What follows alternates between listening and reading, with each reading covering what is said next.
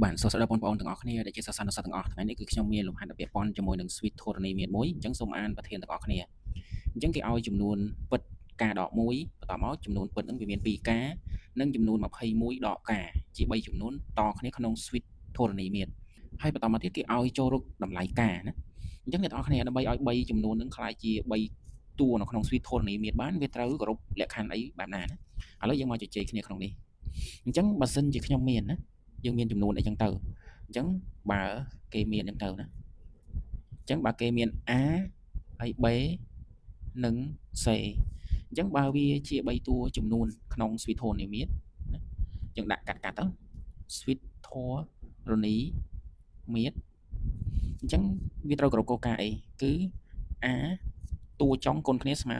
តួកដាល O ការ៉េណាឬក៏យើងអាចសរសេរអញ្ចឹងក៏បានដែរអញ្ចឹង B ស្មើឬការ៉េនៃ A AC ណាអញ្ចឹងយកអនុវត្តមួយណាក៏បានដែរតាមតែចិត្តអ្នកនរគ្នាតែសំខាន់អ្នកនរគ្នាត្រូវដឹងណាត្រូវដឹងបើយើងអត់ដឹងទេមិននឹងរកការហ្នឹងតាមណាទេអញ្ចឹងឥឡូវយើងរកតម្លៃការណាអញ្ចឹងយើងទៅសេប្រាប់គេមកវាចាមុនវាចាដាក់ចម្លើយអញ្ចឹងទៅណា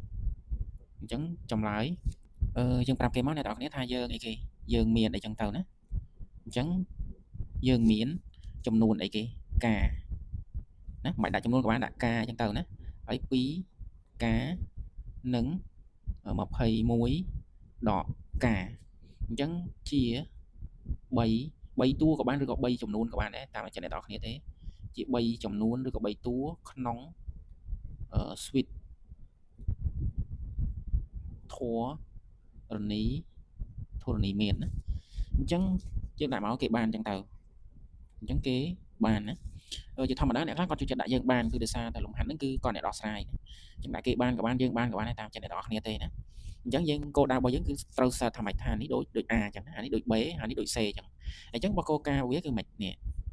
តួចុងគុណគ្នាស្មើនឹងតួកដាល O ការ៉េណាកុំយកច្រឡំជាមួយនឹងស្វីតនិពន្ធណាស្វីតនិពន្ធបូកណាស្វីតធននិមិត្តគុណអញ្ចឹងយើងធ្វើតាមនឹងមកណាអញ្ចឹងគឺយើងបានអីគេបាននេះអាតួដើមតួ A ហ្នឹងអញ្ចឹងគឺការដក1ណាហើយកតាជាមួយ21ដកការហើយស្មើនឹង2ការការ៉េណាអញ្ចឹងបន្តមកទៀតអានេះគឺទី9សុទ្ធសាធណាអញ្ចឹងគុណមកអញ្ចឹងអ្នកទាំងអស់គ្នាគុណមកអញ្ចឹងការគុណនឹង21គឺយើងបានអី21ការសញ្ញាបូកណាគុណដកវាបានដកអញ្ចឹងការគុណនឹងការគឺបានការការ៉េណាអញ្ចឹងដកគុណនឹង21គឺបានដក21ដកគុណដកវាទៅជាបូកអញ្ចឹងគឺបានបូកការហើយស្មើ2ការ៉េគឺ4ណាហើយការការ៉េអញ្ចឹងអាហ្នឹងគឺវាចូលរូបមន្តបែបនេះណាឧទាហរណ៍ថាបើយើងមាន A B ទាំងអស់ហ្នឹងស្វ័យគុណ n អញ្ចឹងគឺយើងបាន A សេគុណ n គុណជាមួយនឹង B សេគុណ n ណាអញ្ចឹងបើយើងមិនតាន់បែកនេះយើងអាចសរសេរថាអញ្ចេះ2សេគុណ2គុណនឹងការសេគុណ2ណាប៉ុន្តែយើងថ្នាក់ប៉ុណ្ណឹងអស់ហើយយើងមិនគួរណាទុកបន្តនឹងធ្វើអីទេដាក់4តែម្ដងមកណាអញ្ចឹងការការ៉េនោះគឺអត់មានអីទេមើលទៅយើងត្រូវលើកវាទៅអង្គទី1ទាំងអស់ណា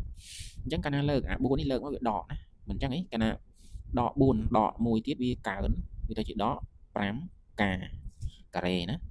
ហើយបន្តមកទៀតអានេះ21ការណាមិនអញ្ចឹងអីហើយបូកជាមួយគ្នាវាទៅជា22ការហើយបន្តមកទៀតកន្លែងនេះគឺដក21ណាអញ្ចឹងដក21ស្មើ0អញ្ចឹងយើងពិនិត្យមើលតើយើងអាចសម្រួលអីបានអត់អញ្ចឹងអ្នកទាំងអស់គ្នាពិនិត្យមើលអាកដាលវាគូអាចចំហៀងសេះអញ្ចឹង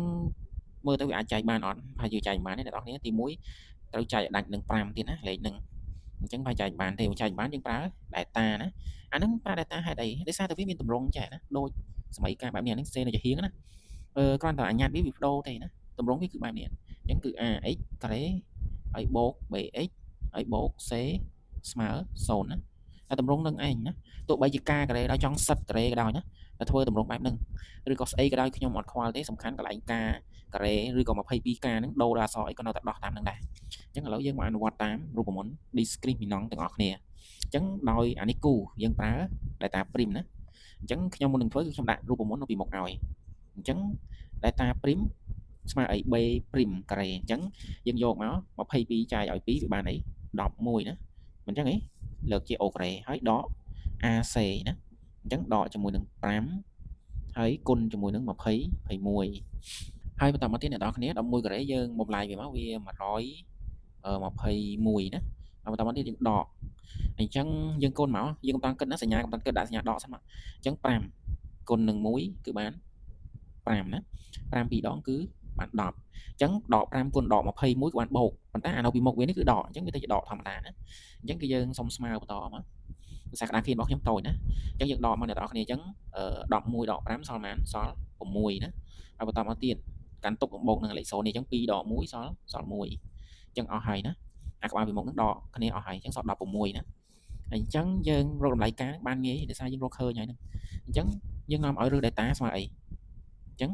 នាំឲ្យរឹស data prim ណាអញ្ចឹងស្មើអី4យើងមិនបាច់ដាក់16ពាក្យ radical ទេណានាំវែងឆ្ងាយអញ្ចឹងដាក់គេបានមកអញ្ចឹងសម័យកាលនេះវាមានរឹស2ណាអញ្ចឹងយកទាំងពីរអ្នកនរគ្នាអញ្ចឹងទី1កាលសម័យកាល x ការ៉េបូក 3x បូក c នេះឬវា x អង x ដើអានេះក៏អញ្ចឹងដែរណាអញ្ចឹងឬវាដាក់ការអញ្ចឹងមកបើអ្នកនរគ្នាខ្លាចថាដាក់ការអងដូចមិនសំណុកចិត្តដាក់ការទៅទេក៏បានដែរណាវាគ្មានតោះខុសអីទេតែគ្រាន់តែការអងហ្នឹងគឺតំណាងឲ្យចំនួនទី1ចំនួនទី2ប៉ុណ្ណឹងតែសំខាន់គឺតម្លៃហ្នឹងតម្លៃការណាអញ្ចឹងគឺស្មើរូបមន្តគឺដកអីគេ3 prim ដកឬដែលតា prim ហើយលើ a ណាអញ្ចឹងយើងពិនិត្យមើល a របស់យើងគឺដក5ណាអញ្ចឹងដក5ហើយ data prim គឺអី4ណាអញ្ចឹងដក4ថែមទៀតមកអញ្ចឹងយើងស្មើមកអីអញ្ចឹងដក11និងដក4ដក15ដក15លើដក5គឺស្មើ3ណាដកចែកដកបានបូកអញ្ចឹងបន្តមកទៀតយើងរកការដើណាអញ្ចឹងមុនធ្វើគឺខ្ញុំដាក់រូបមន្តមិនបាច់ចាំភ័យរឿងររូបមន្តឃើញទេអញ្ចឹងក៏បានដក b អដែរទេ b prim អដែរទេហើយអាមួយបូកអាមួយដកហើយណាអញ្ចឹងប៉ុណ្ណឹងចាំមានអីបានទេអ្នកនរគ្នាដាក់តែចំនួន b prim នេះមកវិញមកហើយអានេះដូរតែបូកអញ្ចឹងទៅរួចហើយអញ្ចឹងយើងពិនិត្យមើល11យើងយកសញ្ញាតាមលេខដកហ្នឹងអញ្ចឹងអ្នកនរគ្នាពិនិត្យមើល11យើងយកមកដក4មកសំ7ណាសញ្ញាគេសញ្ញាតាមលេខធំអញ្ចឹងដក7ចែកឲ្យ5ចែកអត់ដាច់ទេអញ្ចឹងដកចែកដល់បានបូកណាអញ្ចឹងគឺបាន7រើ5នេះកុំឲ្យសង្ស័យថាអញអានេះដកទៅមិនសល់ដកអាក្រោមដកមិនអត់ដាក់ដោយសារចែកកណាស្មើដក7លើដក5នឹងដាក់ទៅអីសម្រួលចោលទៅដកហ្នឹងអស់ណាអញ្ចឹងអ្នកនរគ្នាគួរតែយល់ឲ្យត្រង់ហ្នឹងអញ្ចឹងយើងបានហើយដូចនេះឲ្យគេមួយមកអញ្ចឹងដូចនេះចំនួនណាអញ្ចឹងចំនួនការគឺអីគេមាន2យើងសរសេរចងជាប្រព័ន្ធក៏បានសរសេរការអងការដើក៏បានដូចខ្ញុំថាអញ្ចឹងសរសេរចេះក៏បានដែរណានេះសរសេរចេះ3ហើយនឹង7លើ5ក៏បានដែរយើងសរសេរមិនក៏បានដែរតែខ្ញុំសរសេរចងបាច់ឯងវាចំណាយកន្លែងគូហុំខ្ញុំធំណាអញ្ចឹងដាក់តការអញ្ចឹងមកអងអីចឹងក៏បានដែរស្មើ3អញ្ចឹងការមួយទៀតស្មើលុបអាក្រោមនេះសិនណាអញ្ចឹងអ្នកនរគ្នាពេញចិត្តមួយណាក៏បានដែរណាមិនមែនថាអ្នកនរគ្នាមើលវីដេអូខ្ញុំត្រូវតែធ្វើតាមខ្ញុំទេអត់អញ្ចឹងណាខ្ញុំធ្វើនេះគ្រាន់តែជាយោបល់មួយចំនួនដែលគ្រាន់តែឲ្យអ្នកនរគ្នារៀនចេះសរសេរនៅចេះជ្រើសរើសនៅកន្លែងណាដែលយើងគួររើសវាណាអញ្ចឹងគ្រប់លំហាត់ទាំងអស់ខ្ញុំមិនតម្រូវឲ្យអ្នកនរគ្នាគឺធ្វើយកលំនាំតាមខ្ញុំទេណាខ្ញុំតែងតែធ្វើដាក់បែបនេះប៉ុន្តែខ្ញុំដាក់ហេតុផលបែបនេះបើអ្នកនរគ្នាយកអាប្រភេទចងជាប្រព័ន្ធក៏យកចោះណាអត់បញ្ហាទេដូចឧទាហរណ៍ចឹងដូចពាក់ព័ន្ធជាមួយ logarit ណាដូច logarit ចេះតែ logarit នេះ2អញ្ចឹងទៅហើយដក logarit នៃ3អញ្ចឹងពេលខ្លះខ្ញុំចង់សរសេរអញ្ចេះ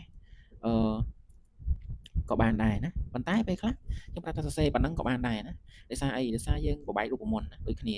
ព្រោះប្រភេទ logarit ចេះវាមិនដូចប្រភេទ radical ណាព្រោះ radical យើងជំហានរបស់យើងគឺត្រូវតែបំបត្តិវាចោលហើយតែអានេះយើងចង់បង្រួមវាឲ្យទួយក៏បានដែរមានអ្នកខ្លះគាត់ចង់បង្រួមក៏បង្រួមដែរអ្នកខ្លះដូចថាពងដោះស្រាយផុតផាយហើយវាគៀមែនទេហើយសល់តែប៉ុណ្ណឹងអញ្ចឹងក៏ទុកតែប៉ុណ្ណឹងក៏បានដែរណាដើម្បីឲ្យគេដឹងអញ្ចឹងក្នុងចំណោយមួយខ្ញុំតែងតែប្រាប់អំពីវិធីសរសេរណាដើម្បីឲ្យអ្នកនរគ្នាសរសេរនៅរូបមន្តឲ្យត្រូវគោលដៅណាអញ្ចឹងលំហាត់មួយនេះវាដូចជាអត់មានអីជ្រៅប្រហែលទេអ្នកនរគ្នាតែគ្រាន់អ្នកនរគ្នាណាត្រូវចាំនៅរូបមន្តអស់នេះណាបើអ្នកនរគ្នាមិនចាំទេតម្លៃការហ្នឹងកុំសង្ឃឹមថារកឃើញអីសោះណាអញ្ចឹងអ្នកនរគ្នាត្រូវតែចាំវាជាដាច់ខាតណាដាច់ខាតគឺត្រូវចាំហើយបើនេះអាចរីរងដោយសារអីបានខ្ញុំថារីរងដោយសារហ្នឹងអ្នកនរគ្នាជួបតាមទី8មកទោះអ្នកនរគ្នាឃើញចេះក៏ដោយណានេះឃើញមកអ្នកនរគ្នាបំបែកមកអត់ដោយអត់ដឹងថាមូលហេតុហ្នឹងមកពីណាមិនបានវាអញ្ចឹងតែពិតមកពីអាហ្នឹងមូលហេតុហ្នឹងមកពីអាហ្នឹងអញ្ចឹងមកពីអាហ្នឹងបានវាអញ្ចឹងអ្នកខ្លះគាត់រៀនថាតូចគាត់ឃើញតែ 2x o ការ៉េចេញមកបាន 4x ការ៉េមិនដឹងថាលេខ2ហ្នឹងមិនបានឡើងកើនដែរ x ហ្នឹងមិនបានទៅបបែកអីម្នាក់មកខាងគាត់អត់ដឹងទេណាអត់ដឹងមូលហេតុអញ្ចឹងតែអ្នកនរគ្នាឡើងថាធំទៅដឹងឯងអត់មានអីត្រឹមបាទទេ អញ្ចឹងលំហាត់មួយនេះក៏សូមបិទបញ្ចប់ត្រឹមប៉ុណ្ណេះបើអ្នកទាំងអស់គ្នាយល់ថាវីដេអូនៅក្នុងការធ្វើលំហាត់មួយនេះមានអត្ថប្រយោជន៍ទៅដល់បងប្អូនដទៃទៀតអញ្ចឹងសូមបងប្អូនទាំងអស់គ្នាជួយធ្វើការ share ម្នាក់មួយនិង like ម្នាក់មួយទៅដើម្បីឲ្យខ្ញុំមានកម្លាំងចិត្តក្នុងការដោះស្រាយលំហាត់ឬក៏ណែនាំទៅដល់អ្នកទាំងអស់គ្នាបន្ថែមទៀតណាអញ្ចឹងរាល់កំហុសខុសឆ្គងគឺតែងតែមានអ្នកទាំងអស់គ្នាមិនមែនតែខ្ញុំបង្រៀនអ្នកទាំងអស់គ្នាខ្ញុំមិនចេះខុសទេខ្ញុំចេះខុសដូចតែគ្នាទេណាអញ្ចឹងបើសិនជាអ្នកទាំងអស់គ្នាមើលឃើញនៅចំណុចខុសខ្វះខាតត្រង់ណាក៏សូមអធិស្ឋានផងជាពិសេសគឺ comment ជាបន្តរាល់កំហុសណាដែលមិនទៀមទាឲ្យបង្ហោះជាសាធារណៈពេលខ្លះកន្លែងខ្លះខ្ញុំធ្វើទៅវាចៃដន្យខ្ញុំនិយាយថាលេខ2ក៏ប៉ុន្តែដៃខ្ញុំសរសេរថាលេខ4អាហ្នឹងហើយគឺជាកំហុសបច្ចេកទេសណាយើងជ្រុលដៃឬក៏កន្លែងខ្លះយើងនិយាយថាសញ្ញាដកតែដៃរបស់យើងដាក់សញ្ញាបូកអញ្ចឹងអាបតនហ្នឹងខ្ញុំមើលដែរណាអូបតនហ្នឹងដកតែបតនក្រោយខ្ញុំសរសេរមកវិញធម្មតាអញ្ចឹងមានន័យថាបតនហ្នឹងគឺវាខុសមែនប៉ុន្តែបតនទី2ត្រូវហើយប៉ុន្តែកន្លែងហ្នឹងអ្នកនរគ្នាសូមយល់យកផងប៉ុន្តែបើថាខុសទាំងស្រុងតែម្ដងគឺខ្ញុំ delete ចោលដោយគ្មានស្ដាយសំណោះនៅ view ណាអញ្ចឹងខ្ញុំតែងតែគិតថារាល់វីដេអូដែលយើងចេញមួយគឺជាលទ្ធភាពរបស់យើងណាអញ្ចឹងបើយើងចេញទៅមានកំហុសត្រង់ណាមួយអាហ្នឹងបងប្អូនដែលយកតែអនុវត្តតាមអាហ្នឹងវាជាកំហុសរបស់យើងក្នុងការបង្រៀនពួកគេណាអញ្ចឹងសង្ឃឹមថាអ្នកនរគ្នានឹងមើលហើយមើលទៀតហើយពិចារណាណាអញ្ចឹងខ្ញុំបង្រៀនខ្ញុំមិនមែនឲ្យអ្នកទាំងអស់គ្នាយកគំរូឬក៏វិធីអ្នកទាំងអស់គ្នាត្រូវតែស្វែងយល់នៅបន្ថែមទៀតនៅក្នុងការដោះស្រាយនៅលំហាត់ណាអញ្ចឹងបាទសូមអរគុណច្រើនជម្រាបលាអ្នកទាំងអស់គ្នាជួបគ្នានៅវីដេអូបន្ត